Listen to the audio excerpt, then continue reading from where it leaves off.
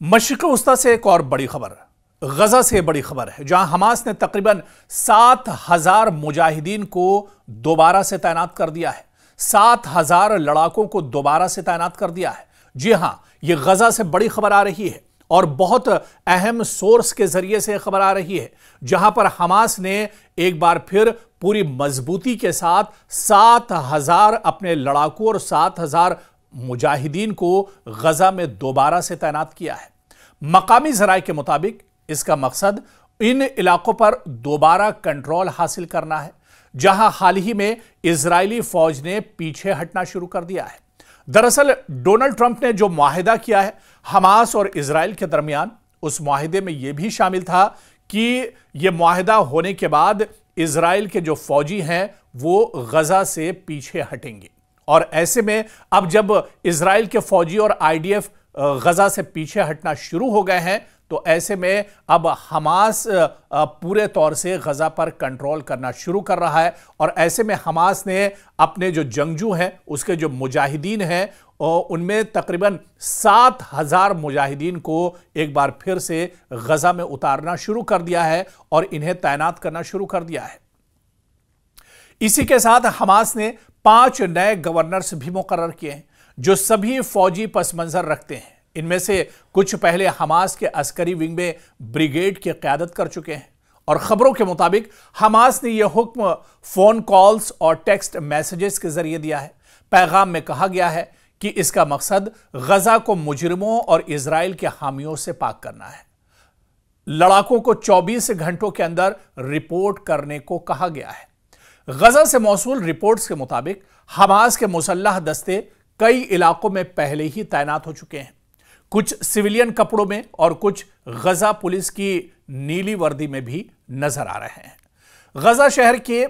सुबरा इलाके में कशीदगी उस वक्त तेजी से बढ़ गई जब हमास के खुसूसी दस्ते के 2 अरकान को कबाइल के बंदूक बरदारों ने गोली मार दी।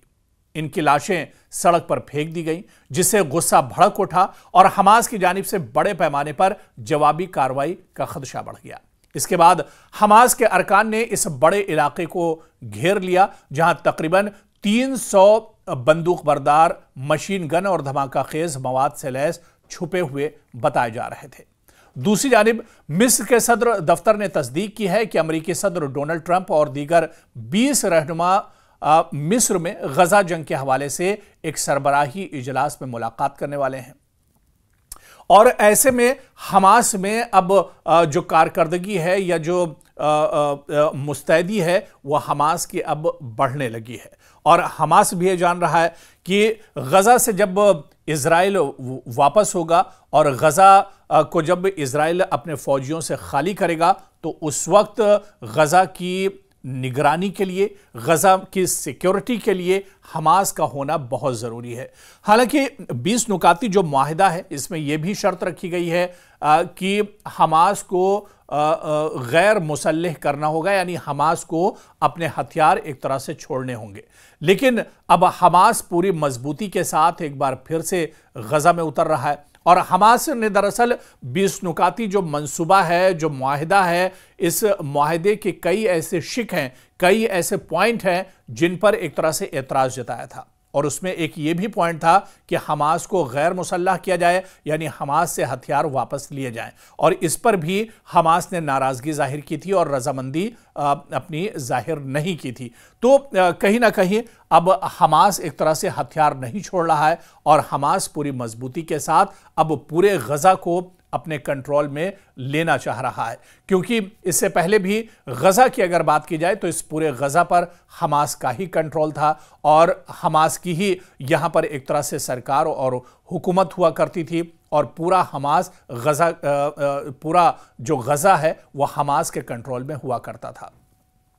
इसी वजह से इजराइल ने हमास को खत्म करने के लिए गजा को टारगेट किया था और गजा पर हमला किया था। हालांकि 2 साल, जिस तरह से हमने अपनी कई रिपोर्ट में तस्करा किया है कि 2 साल पूरे ये जंग चली, लेकिन पूरा गजा तबाह बर्बाद हो गया, लेकिन हमास का नामो निशान इजराइल नहीं मिटा पाया। क्योंकि आपको याद होगा कि बिन्यामिन नेतन्याहू ने 7 अक्टूबर 2023 में जब हमला हमास की तरफ से किया गया था, उस वक्त बिन्यामिन नेतन्याहू ने कसम खाई थी कि जब तक वह हमास को नेस्तनाबूद नहीं कर देंगे, हमास का खात्मा नहीं कर देंगे, तब तक उनकी जंग जारी रहेगी। हालांकि अपने इस कौल से तो बिन्यामिन नेतन्याहू पीछे हट गए, बल्कि यह कहा जाए कि बिन्यामिन नेतन्याहू ने अपनी शिकस्त मान ली। बिन्यामिन नेतन्याहू एक तरह से उनको बड़ा झटका लगा है जिस तरह से पूरी डील हुई है, और अब इजराइल की जो फौज है और आईडीएफ के जो जवान हैं, अब वो गजा से एक तरह से बाहर निकल रहे हैं। हालांकि माहिरीन का यह भी मानना है कि 2 साल तक इतनी लंबी जंग लड़ने के बाद इतनी आसानी से इजराइल अपने फौजियों को वापस नहीं बुलाएगा, इतनी आसानी से इजराइल गजा को एक तरह से खाली नहीं करेगा। और जो इस मंसूबे के बाद और इस मुआहिदे के बाद जो खबरें आ रही हैं, इससे भी यही जाहिर होता है, क्योंकि 2 दिन पहले एक खबर आई और इस मुआहिदे के बाद यह खबर आई है कि गजा के अंदर लगातार इजराइल हमले कर रहा है। और 2 दिन पहले जो हमला किया गया, इसमें 17 फिलिस्तीनी और मारे गए हैं। यानी हमले अभी भी इजराइल की तरफ से लगातार जारी हैं, और इसी वजह से हमास अब यहां पर पूरी कुव्वत के साथ एक तरह से उतर रहा है, और हमास पूरे तौर से एक तरह से अपने आप को अब पूरे गजा को अपने कंट्रोल में एक तरह से लेना चाह रहा है, क्योंकि वो जान रहा है कि अगर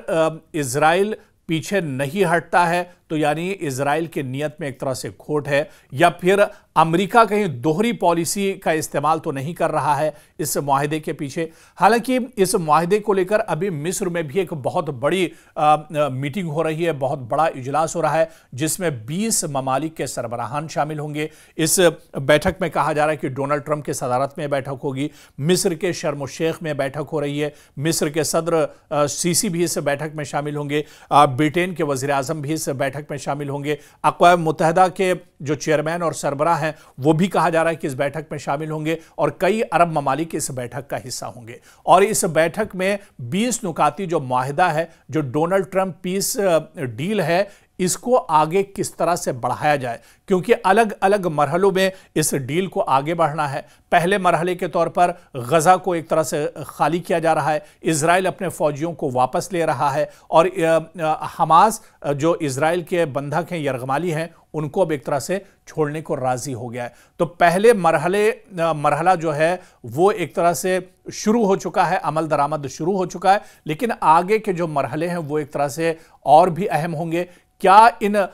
मरहलों को किस तरह से अंजाम दिया जाए, इसी पर गौर फिक्र करने के लिए और इस डील पर साइन करने के लिए डोनाल्ड ट्रंप खुद मिस्र पहुंच रहे हैं, जहां पर यह बड़ी बैठक हो रही है, और पूरी दुनिया की निगाहें इस पर दरअसल टिकी हुई हैं कि क्योंकि अभी यह डील पूरे तौर से मुकम्मल नहीं हुई है। जब तक अमेरिका और डोनाल्ड ट्रंप के साइन इस डील पर नहीं हो जाते हैं, इजराइल जब तक इस पर दस्तखत नहीं कर देता है, और हमास जब तक इस पर पूरे तौर से रजामंदी जाहिर नहीं कर देता है, तब तक यह डील एक तरह से अधूरी मानी जाएगी। और इसी वजह से यह माना जा रहा है